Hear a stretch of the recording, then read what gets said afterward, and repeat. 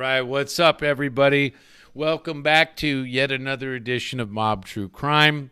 And before we get started, make sure you hit the like button, share, subscribe, ring the notification bell so that you get alerts on time. And we have a great episode here for you. We're going to be talking about something that happened here recently in California in the last week that's definitely organized crime related. So I'm JC. Sky, what's up, buddy? Good to see you. Good, man. How are you? Good. Always good to see you. Absolutely. We have a great time. This dude is a great co-pilot for all this stuff. Sometimes I'm the co-pilot, you know. He's a natural comedian, by the way. He performs at DeChico's and a few other spots in town.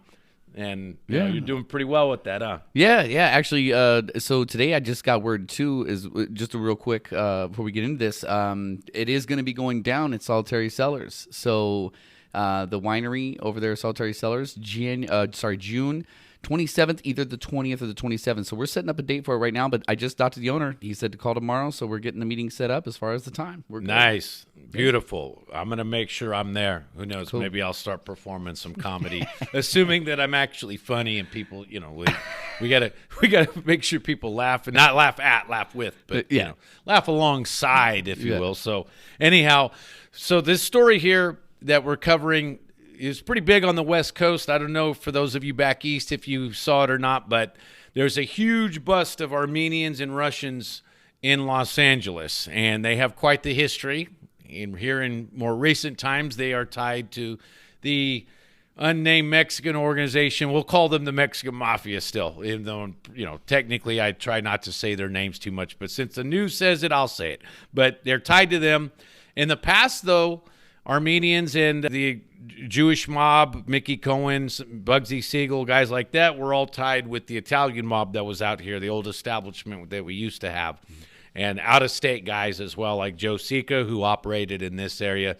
And so they're kind of it's like the Italians were kind of like the daddy, if you will, of a lot of the modern groups in California. The MA, the Mexican groups up north, like the NF, Nuestra Familia, even the ABs, that, you know, prison guys, a lot of them, they all work together.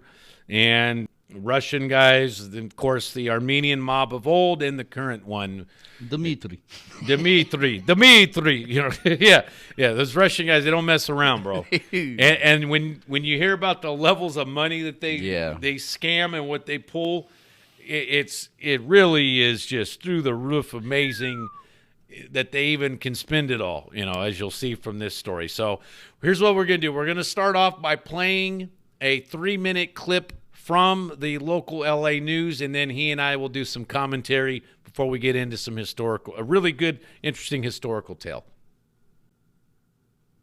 And our top story tonight, the feds say they have dealt a crushing blow to Armenian-Russian organized crime in the San Fernando Valley. A mob, prosecutors say, ruled with an iron fist and specialized in murder, killings, and massive fraud. KKL News reporter Tom Wade is here to explain why these arrests, they could be significant, Tom. Yeah, Pat, and I was just poring over these court documents, and they are very unsettling, to say the least. Very disturbing, yeah, absolutely. So some of the details of these arrests, well, they're just terrifying. The court documents read like a mafia movie. The suspects arrested for kidnapping and torture. The feds even say they found videos on the suspects showing some of these alleged crimes. 2 dramatic morning raids, one in the Hollywood Hills and another in Burbank. Federal agents making arrests and seizing evidence in connection with a far-reaching investigation into Armenian organized crime. 13 people were taken into custody on a range of charges, including attempted murder, kidnapping, and fraud. When it comes to large-scale organized crime cases like this, it takes a lot of time to investigate and indict 13 defendants. Oftentimes, you need cooperators. According to court documents, Armenian organized crime, which has ties to the Russian mafia, made LA County a hub for its U.S. operations. Investigators say there's been a power struggle inside the crime ring, leading to murder attempts and kidnapping. One of the biggest challenges is the danger in prosecuting these cases. The people that are involved, they don't want to cooperate. And even people who are victims might be afraid of retaliation for themselves or for their families. The U.S. Attorney's Office says the suspects in this case not only carried out violent crimes, they also set up fake companies to steal more than $83 million worth of products from Amazon.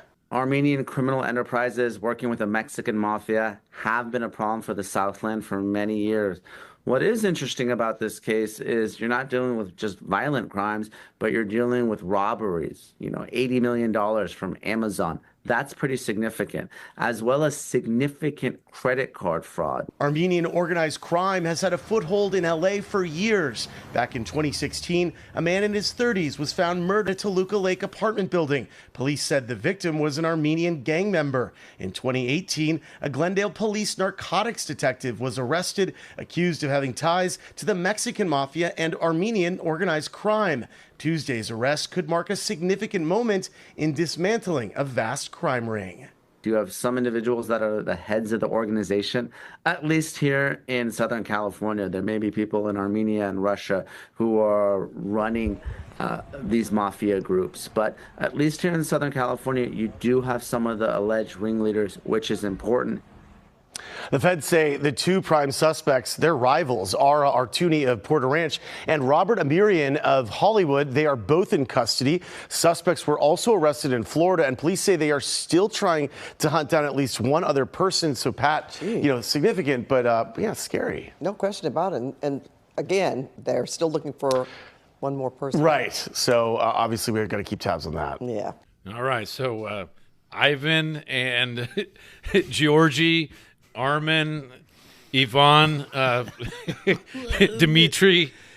Dude, I gotta say this, okay? Watching that video blew my mind because I thought I recognized one of them.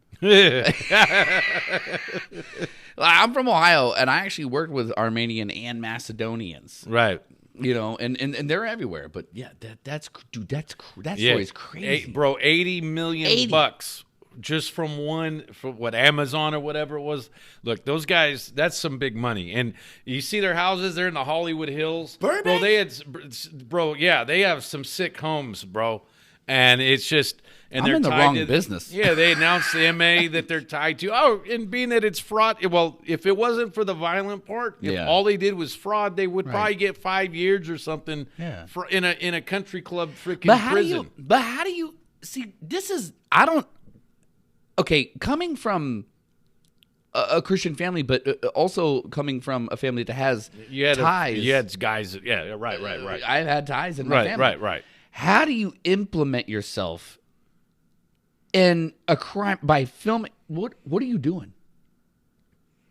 Can you tell me, how do you do that? Yeah, why would you do that? Well, money. They see the opportunity, and what basically happens is you get sucked into it because you start off. Every single guy that's ever been involved with anything like that, they always start off with something relatively small. Yeah. Nobody goes from being law-abiding to moving a lot of weight, we'll say, or doing big scams. It always starts small, and then it kind of it sucks you in, right? The old phrase, just when I got out, they pull me back in, right? Similar, it's the same mentality, and really, these guys, I guarantee, when they were younger, 16, 17, 18, 19, at some point, they went from being like Armenian Orthodox Christian kids or Russian Orthodox Christian, right? They've seen the money, they've seen the lying. And they start doing small little things, and that's just how that works. Same thing with Catholics, like Chaldeans in Michigan, the guys that I kind of knew, or the Italian dudes that were Catholics. So there's probably a lot more Protestants now, but in their early days in immigration here, they just went from kind of leaving that whole their family, the good morality, if you will, and it's basically money, prestige, a little bit of street power, that kind of thing. Before you know it, 80 million bucks in this situation. But how do you? Pretty big. But how do you go, Igor? Take video of me making this man Well, keep cry. in mind too with Russians, and with Armenians and Azerbaijan, that all those old Soviet republics, right? keep in mind, they had a certain period of time where they had communism, right? Very oppressive, okay? Communism and all the isms, if you will, these are very oppressive, right? Police state, okay? They're kept in, remember when I was younger, I remember seeing on TV in the 80s the Soviet bread lines, right? They're waiting for hours on end to get a basic loaf of bread. When the Soviet Union falls in 1990, 91, that whole era, right? Then they have literally, like they go to where it's just mass anarchy, right? Right. And you almost had to get involved with something at that point. Yeah. So these guys kind of evolved from that culture where they were used to a police state which banned a lot of things, right? Normal stuff that we take for granted. They banned Western goods, right? Not just drugs and whatever, blah, blah, blah, things that would be banned in the USA. But they banned Levi's. They banned basic clothes that people in Europe and America. So Russians kind of back then already got like a start of getting used to smuggling because they had to smuggle stuff that most of us be like, that's a stupid law. You got to smuggle sugar? Right. And no doubt. And they had to get around communist police. Right. So they're even better at it. They're used to those dungeon Soviet communist gulag prisons. So here in America, I guarantee you these guys don't care about going to a U.S. federal prison. Yeah. It's not going to be the high life of the Hollywood Hills. Yeah. It's not going to be the high life of Glendale or Burbank or whatever, but it's not a Russian prison. You know what was funny You to know? me? Yeah. And you know what's funny truth. to me is that I was watching another story on the news and they said that so the one reporter that was going out, he was going out with them while they were raiding at the same time all across the United States for this. Right. And he was like, this is crazy. It's really intense. And he said their door knock policy was a freaking concussion grenade. Yeah. That was the hey, come out. Yeah. And then the guy came out and he was in a hoodie. Right. Right? And he had flip flops and he came out and he was just looking all weird. Like you could just see he was mob. Yeah. And again, these Armenian guys, they have a long history. Yeah. Not all of them. Not all of them. Just like not all of the Irish. I'm Irish. Not all the Italians. Not all this. You're group, not Irish. All I'm half and half with Scotland, and then I've got a few other mixtures. There's a few people that injected their DNA into Ireland, But the like North Africans and stuff. But There was a couple people injected. Is that what you said? Yeah, they injected their DNA to the Irish gene pool, Just like Sicily or Italy too. Hey, you guys got it as well. But so anyhow. Oh my God! That's why we do this. It's fun, eh? Huh? Yeah, it is. It is. It's fun. We should do an ancestry show sometime. Hell, you. But yeah. So, anyways, when you look at Armenians, right? They had a long history going back to the whole Armenian issue with Turkey and. We'll say Jen. I'm not going to say the full word. I'm trying not to light up YouTube too much as the negative parts of algorithm. But their whole issue, they come here, right? A lot of them settled here in the Central Valley, Glendale, lots of California because the climate was similar. And they got into farming, etc. They were involved with a lot of the Italians. They all were involved with it too. A lot of the Prohibition era, they grew grapes out here and they used it to make some of the illegal booze that went back east, and there was mob families here, and then there was out-of-state mobsters here, and they always worked, especially in the 40s and 50s and going on with Mexican organized crime. Sure. The MA, and then when the MA split up, they worked with the Northerners and the Southerners too, and you could see in today's world, even though the Italians have faded out of it and or just moved on, some went to jail, obviously. As they faded out, Armenians have kept a presence along with Russians, and then you see a lot of the newer Armenians that come in, and especially with the fall of the Soviet Union era, right? They have gotten involved with it. There's actually Armenian street gangs down in Southern California that are tied to the MA as well, and they're Sureños, they're street thugs, and the kids in those street thug groups end up becoming mobsters. Not all of them, but some of them. and they do a lot of the same things that Mexican gangbangers and then the ABs and their street crews that are Woods and as they call themselves, all these different groups, they are very similar, right, on the streets of California. Yeah. And some of them graduate to being like prison and or, street organized crime, and others don't make it. They obviously, things happen to them, and others get wise and they get away from it all. And so you have but the older Armenians from that are especially the ones up here that go back to like the whole issue with Turkey in the 1920s and before the World War I era. A lot of them, just like Italians and other groups, they're past that, or they're doing just business related kind of organized action. They do a lot of casino stuff and things like that. They're not doing the crazy street stuff, which you saw with his here. These guys are a little bit newer, and hence the more violent side to it. Yeah. Because those guys, again, they're, kind of fresh off the boat, as they say, right? He says it happens with every group in America. They are not scared of our system. They're not scared of the FBI. Doesn't intimidate them.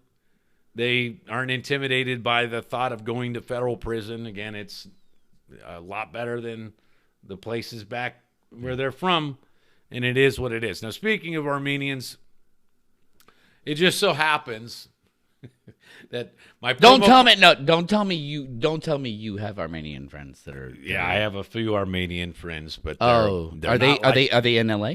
They're not Glendale. Yeah, They're in Glendale. Yeah, the heart of all this kind of stuff. No, Glendale. Yeah, absolutely. My promo partners, bro. My promo partners, Casinos in Motion. We do casino action nights. I'm sure you folks.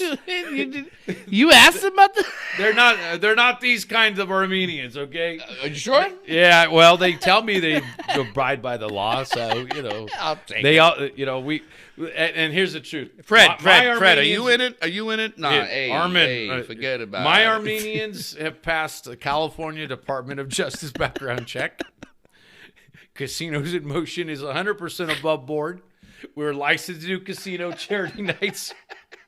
Then again, I passed the contractor license board, and my background. So then again, passing a background check in California